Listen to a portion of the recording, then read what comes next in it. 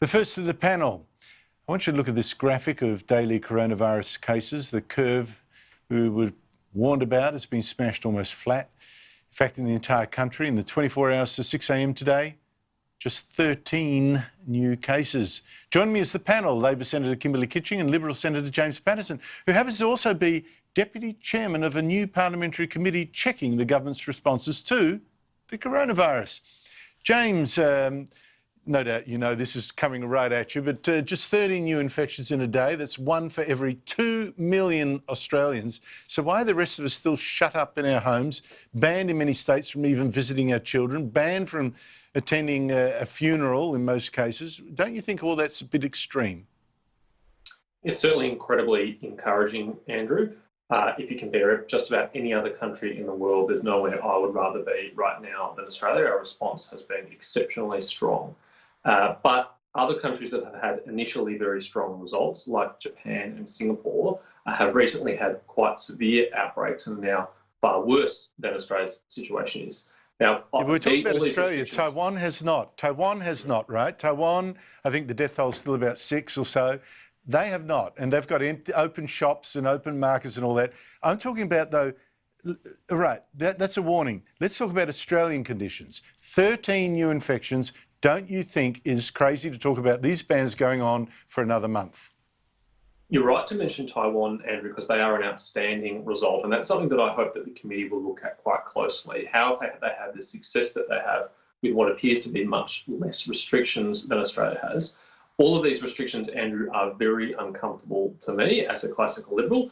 What I want to see as many of them removed as soon as possible, but I don't want to move ahead of the medical advice and then find ourselves in a situation like Singapore or Japan and have an outbreak, because I think we look very foolish indeed. And we wouldn't do the economy any favours to be zigzagging in and out of restrictions if it didn't go to plan. So I thought there was an important turning point today from the Prime Minister. The first restrictions lifted by the National Cabinet. I hope it is the first of many and they follow quite quickly.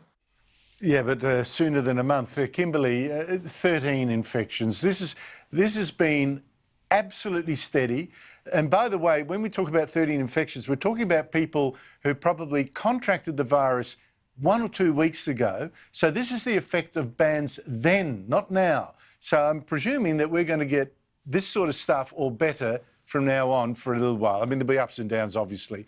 Don't you think it's mad to talk about these bans, given all this, lasting for another month?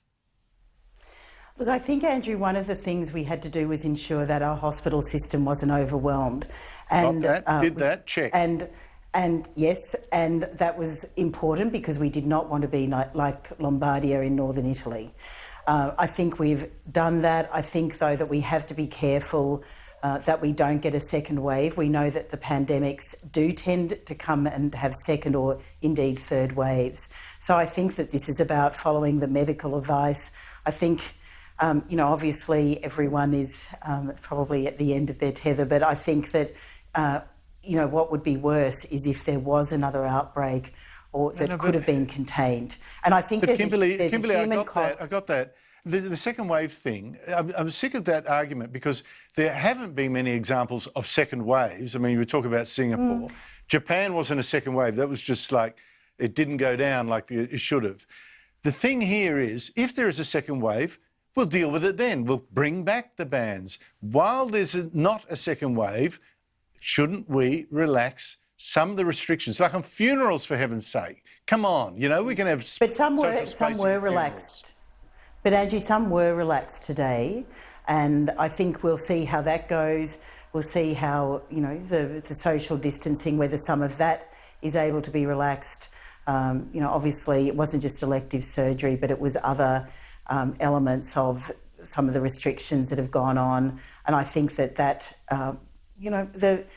no one wants to do this. No one, but. I know no one ever wants to do it, but and no one. This is, look, most people listening will think this is crazy. My chances of having got an infection yesterday were 1 in 2 million, and for that I'm staying at home. But look, I'll try another tack.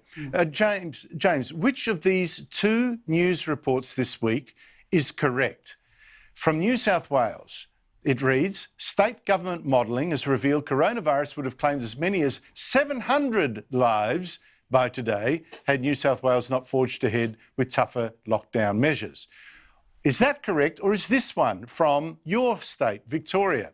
Modelling shows that some 36,000 people would have died from the coronavirus in Victoria if physical distancing restrictions were not put into place, said Chief Health Officer Brett Sutton.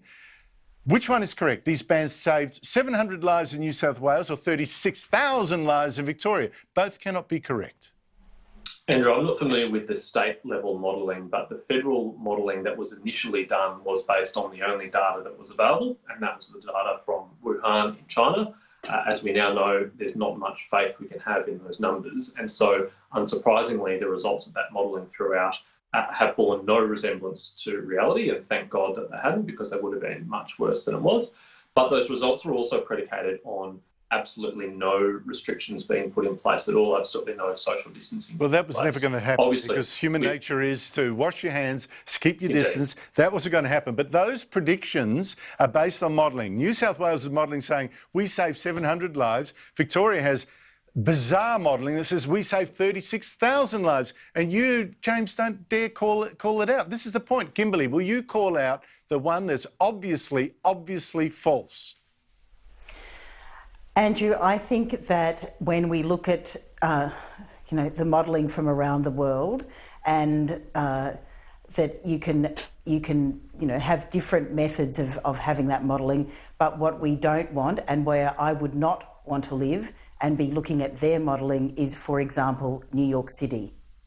No, but where they are honestly, having guys, makeshift we've got morgues. Clearly insane modelling here, which produces a false claim of 36,000 deaths averted when the total death toll now in Australia is 72. Even Italy, twice our size, doesn't have anything like it, and 8 times, 9 times Victoria's size doesn't have that. I mean, it's just, this is what's so frustrating. I don't see reason. But listen, talking about reason, obviously you don't feel comfortable answering this. Cardinal George Pell, James, do you think the ABC mounted a witch hunt? I think the ABC's coverage of Cardinal Pell was unbalanced, as it is in many other areas. And I think, as you and others have said, that should invite more introspection at the ABC than there has been. But I don't hold up much hope that there will be. And Kimberly?